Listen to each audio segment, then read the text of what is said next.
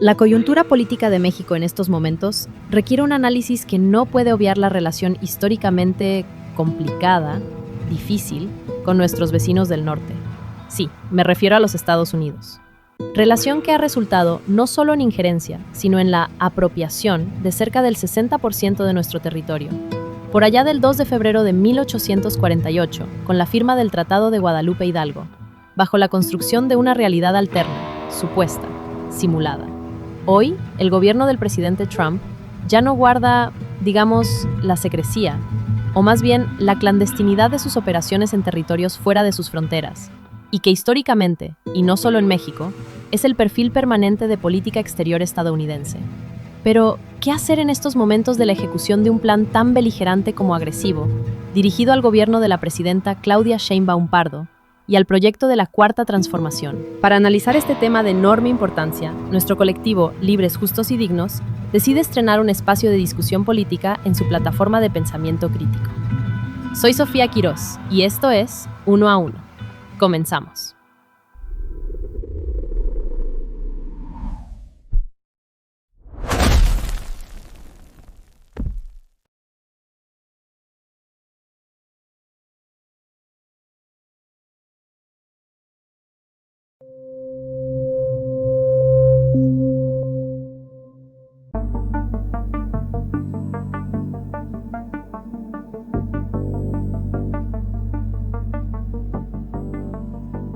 Y para este estreno invitamos a un viejo conocido y colaborador de esta plataforma, nuestro camarada Germán Pineda. Gracias, Germán, por aceptar nuestra invitación. Siempre un honor compartir micrófono contigo, Sofía. Y gracias a nuestra audiencia por su interés y confianza. Para iniciar esta charla, primero te pido analicemos este nivel de injerencia del gobierno del presidente Trump en nuestro país. Porque aunque sabemos que esta política, por así decirlo, es prácticamente permanente en la relación histórica entre los Estados Unidos y México, no podemos hacer a un lado que ahora mismo existe, digamos que un nivel de amenaza inusual con respecto a las últimas décadas. Analistas, más de aquel lado de la frontera que aquí mismo, plantean que estos niveles de beligerancia obedecen a un cambio de paradigma en las relaciones internacionales a nivel global de este gobierno estadounidense en particular. ¿Qué de cierto hay en estos planteamientos? Ese cambio de paradigma es totalmente cierto. Aunque yo agregaría un par de ingredientes más a esta receta perversa, si me lo permites. Apenas la semana pasada presentaste un extraordinario análisis de nuestro camarada Eleazar Guerrero sobre el corolario Trump. Así que no abundaré en eso, pero sí, esos analistas tienen claro que ese cambio de paradigma es cierto. Nada más habrá que mirar un poco cómo se encuentra el mundo actualmente. La República Bolivariana de Venezuela intervenida políticamente, después de esa extracción que yo llamaría un hecho a todas luces ilegal, un vulgar secuestro al presidente Maduro y su esposa la diputada Cilia Flores. Lo de Irán. Por supuesto también está el bloqueo salvaje que orilló a una crisis humanitaria a nuestros hermanos cubanos y su amenaza de intervención militar en la isla. No olvidemos lo de Groenlandia. Y las amenazas directas a Gustavo Petro y a nuestros también hermanos de Colombia. Todo eso obedece a ese cambio de paradigma. Si antes nos consideraban, me refiero a Latinoamérica, su patio trasero, hoy la idea es colonizarnos. Pero con México... Perdón, Sofía, si me permites, y a eso voy, los dos ingredientes que yo agregaría a esta receta. Por supuesto, te escuchamos. El primer ingrediente es el perfil de este gobierno. Me refiero al de la llamada Cuarta Transformación.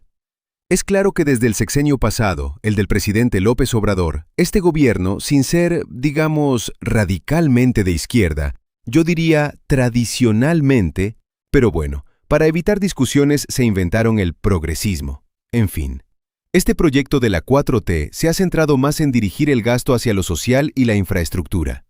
Si tú analizas si este gobierno ha impactado en las estructuras neoliberales que enraizaron precisamente los Estados Unidos bajo el plan de despojo y acumulación del oligopolio financiero al que ese país sirve, pues claramente es un no rotundo. Sí, ya sabemos que López Obrador venció, y agregaría que también redujo al mínimo a la ahora oposición política mexicana, que precisamente actuaron con total sumisión y entreguismo cuando ellos gobernaron, diría desde Miguel de la Madrid hasta 2018. Gobiernos, estados obedientes, pusilánimes frente al plan del famoso Consenso de Washington, conocido como el neoliberalismo y que operó aquí en México como en ningún otro país. Pues ese es un claro ingrediente extra, porque ellos quieren todo, de verdad lo quieren, todo. Y digamos que este proyecto, el de la 4T, se los complica. ¿Y el segundo ingrediente cuál sería? Aquí yo hilaría fino. El progresismo se comparó en su punto histórico más alto cuando el comandante Chávez, el primer Lula, Evo en Bolivia, los Kirchner en la Argentina, Correa en Ecuador. Pues ese progresismo sudamericano que se comparó con la primavera árabe, que dicho sea de paso, esa primavera se estancó o se revirtió. Bueno, pues ese progresismo sudamericano ya prácticamente ha sido derrotado, y siguiendo una estrategia clásica de golpe de Estado, nada más que ahora se llama lawfare, y una de sus variantes, golpe político o electoral, le agregaría. No, ya no son los tiempos del golpe militar clásico como en Chile, o en Paraguay, o en Argentina, o en Guatemala, solo por recordar algunos. No, ahora la CIA opera bajo la desestabilización mediática, que ya lo hacía, siempre lo ha hecho. Pero ahora es más descarado, porque los medios son corporativos y operan bajo la misma lógica que el oligopolio financiero. Y también operan con la clase política derrotada, entreguista y apátrida. Por eso medios y opositores ejecutan la misma retórica mediática. Es un guión dictado desde las embajadas norteamericanas en nuestros países. Lo mismo pasa en Colombia, con Petro. Y como ya se viene el proceso electoral, que claramente ganará Iván Cepeda, de la misma ala petrista, pero incluso con planteamientos más radicales, pues comienzan a ejecutar lo que en la CIA se conoce como acción directa, que no es otra cosa que atentados o violencia. Aquí en México también lo vienen haciendo. Los accidentes en Pemex, los descarrilamientos en la infraestructura de trenes, lo de la refinería en Dos Bocas, incluso lo de Teotihuacán, no son hechos aislados. Es la llamada acción directa. Por eso el otro ingrediente es la agenda norteamericana de vencer al progresismo latinoamericano definitivamente, o al menos en este momento de cambio de orden mundial. No me olvido de Brasil, pero ese es un caso muy particular. No profundizo porque no es el tema en esta charla, pero no descarto que ya se esté fraguando un plan en aquel hermano país gobernado por Lula. Quedando ya como un platillo servido y degustado en esta mesa lo del injerencismo. Por cierto, de sabores muy amargos. Quisiera regresar a lo doméstico, aquí a la coyuntura nacional, a México. Como lo dimos a conocer también la semana pasada, el Departamento de Justicia de los Estados Unidos solicitó formalmente a México la captura provisional con fines de extradición de 10 personas, destacando el nombre de en esos momentos gobernador en funciones del estado de Sinaloa y ahora gobernador con licencia, Rubén Rocha Moya. Y aquí quisiera detenerme, porque me parece que la retórica mediática de hacer pública esta solicitud, por supuesto que operada esa decisión desde la mismísima embajada norteamericana, bajo la dirección del ex Boina Verde, el embajador Ronald Johnson, que resultó una amenaza cumplida, pues esa retórica ha sido muy eficaz en dos frentes, quisiera destacarle. Primero, el comportamiento más que vergonzoso de la oposición política a este gobierno de la 4T, que se amarra de estas acusaciones, cuando estaba naufragando con el tema de la traición a la patria de la gobernadora de Chihuahua, esta aún en funciones, María Eugenia Campos. Pues la oposición, tramposa, veleidosa y vulgar, como se ha caracterizado, utilizó una tribuna pública como la de la Permanente, que ni siquiera se había logrado instalar oficialmente, para respaldar la solicitud injerencista del gobierno norteamericano. Y aquí, suelto la primera. De verdad que nuestros líderes del Congreso, en ambas cámaras, Nacho Mier, que quedó al frente con la renuncia al cargo de coordinador de la bancada morenista del Senado, Adán Augusto López Hernández y, por consiguiente, también al frente de la Junta de Coordinación Política del mismo Senado, la famosa Jucopo, sigue actuando como su predecesor, con exagerada prudencia, o quizás exagerada tibieza y permisividad, frente a los diminutos grupos políticos del MC-prianismo, que ni juntos impactan a Morena y sus aliados.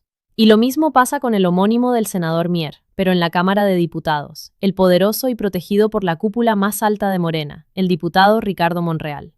Y me detengo aquí, porque quiero pedir tu opinión al respecto, antes de retomar el segundo frente. ¿No está nuestro gobierno, nuestro Congreso, nuestras autoridades más encumbradas en los más altos cargos públicos, actuando con exagerada prudencia?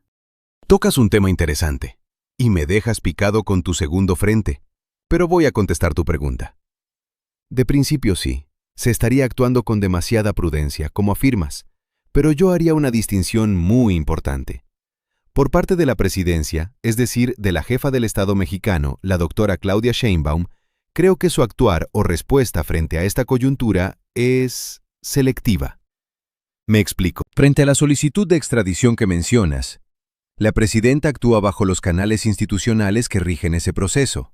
Primero, la acusación no demuestra, según ya informó la Fiscalía General, bajo pruebas contundentes o que serían motivo de ejecutar la solicitud, y esto es importante, es una solicitud de ejecución judicial sobre presuntos delitos cometidos en México y que Estados Unidos pretende juzgar y sentenciar bajo sus leyes, y perdón, eso jurídicamente es inadmisible.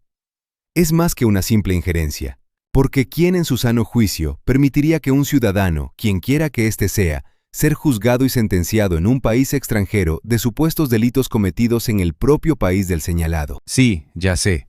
La investigación se hace allá bajo el soberano pretexto, porque lo es, de que lacera su seguridad nacional, porque como el presunto es acusado de proteger o colaborar con el cártel de Sinaloa, responsable de introducir drogas al vecino país, pues con ese pretexto ese juzgado reclama jurisdicción. Ese es un tema jurídico que la presidenta hace bien en cómo lo trata, porque bueno, seamos claros, ese mismo pretexto de riesgo en su seguridad nacional es el que generó un ataque a Irán y todas las consecuencias globales que ha acarreado hasta el día de hoy.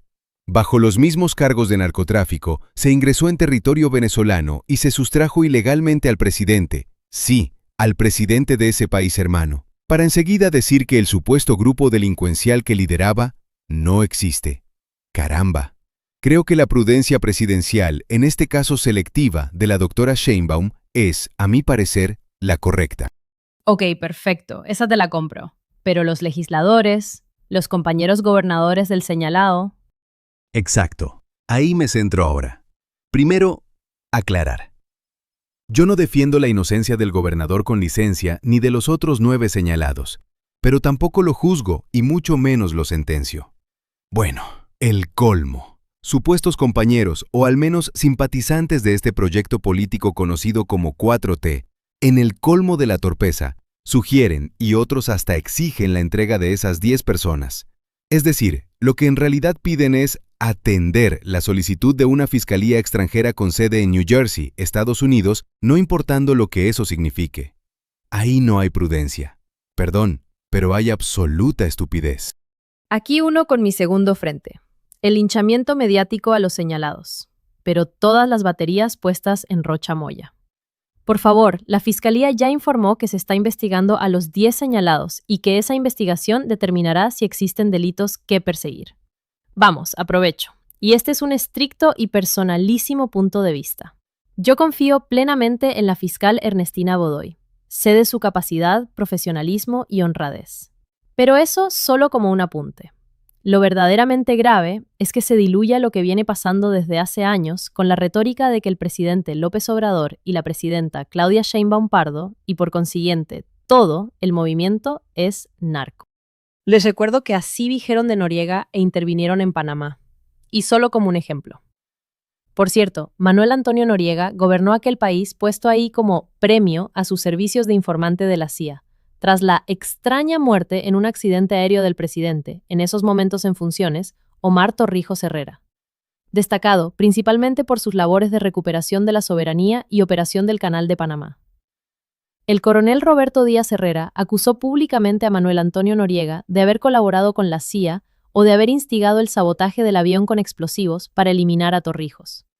Solo como dato, la operación ejecutada por las fuerzas militares de los Estados Unidos en territorio panameño para aprender a Noriega se llamó Operación Causa Justa. Exacto. Lo que no se mira claramente es que la retórica de narco no es en contra del gobernador con licencia Rubén Rocha Moya. Es la construcción peligrosísima de un edificio que se viene cimentando con la intención de tirar este gobierno y con ello a la Cuarta Transformación. Los estériles, diría aparentemente estériles debates que en muchas plataformas de comunicación de cualquier perfil, me refiero a los llamados medios tradicionales por un lado y los medios alternativos por el otro, incurren en la vileza de unos y torpeza de los otros de discutir sobre la inocencia o no de Rubén Rocha Moya. Y ese descrédito y linchamiento quita luz a otro tema de verdadera gravedad, y que ahí, sí, todo indica y es público, se cometieron graves delitos por una gobernadora, ella todavía en funciones, María Eugenia Campos, allá en Chihuahua. Ojalá ahí la Fiscalía actúe con prontitud, La gobernadora debe enfrentar un juicio político primero y un juicio federal después, aunque creo que terminará huyendo a los Estados Unidos, donde dicen atacar al narcotráfico, pero indultan sentenciados y esconden indiciados con órdenes de aprehensión precisamente por ese mismo delito. De eso estamos hablando. Bueno, Germán, hasta aquí esta charla. Muchas gracias por compartir este tiempo con este espacio y la audiencia. Al contrario, Sofía. Muchas gracias a ti y a la Junta Editorial por la invitación. Muchas gracias también, y sobre todo a usted, que nos distingue con su atención y confianza. En nombre del colectivo Libres, Justos y Dignos, el Ajolote Medios Digitales y la Junta Editorial de nuestra plataforma de pensamiento crítico, soy Sofía Quirós. Hasta la próxima.